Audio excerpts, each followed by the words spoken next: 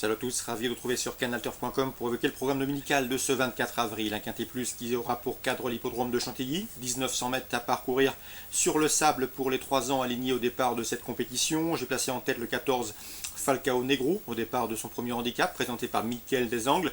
Ce cheval me semble en mesure de bien faire d'entrée de jeu à ce niveau.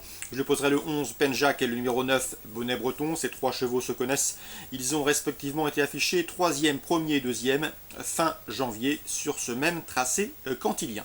Donc attention à eux, sachant que le numéro 9 Bonnet Breton s'aligne lui aussi au départ de son premier handicap. Je retiens également le numéro 1 dans cette épreuve d'Élise Duhoulet, un cheval qui reste sur 3 succès consécutifs sur le sable. Le premier obtenu à Lyon-la-Soie et les 2 autres à Deauville. Il a été remonté de 5 livres par le handicapeur, mais à mon avis garde son mot à dire. Le 3 Tribalism, présenté par Randé Fabre. Il s'aligne lui aussi au départ de son premier handicap, mieux vaut donc s'en méfier d'entrée de jeu.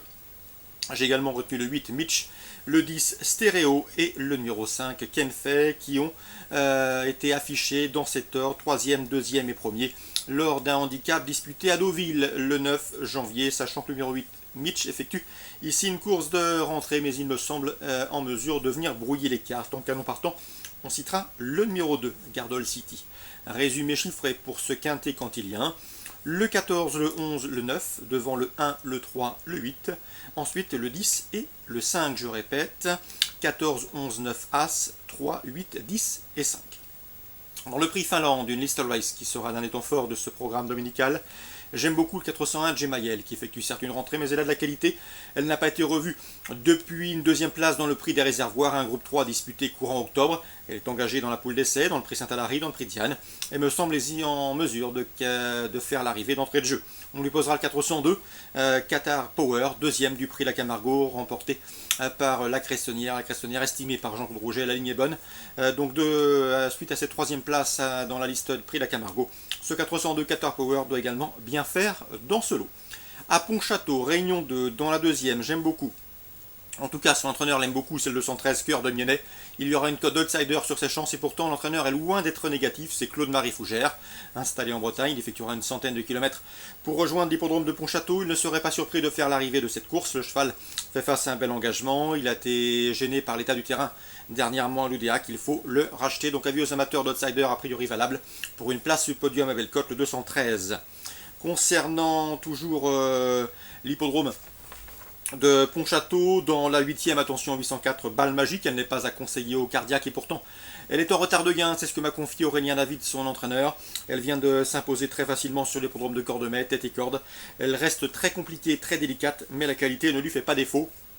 À mon avis, elle sera sans doute à afficher première ou disqualifiée, donc avis aux amateurs de ce type de pari, le 804 Balle Magique.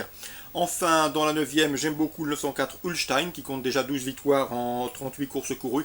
Il s'est imposé à Strasbourg à l'occasion de sa course de rentrée, dans pareille société, celle des courses réservées aux drivers amateurs.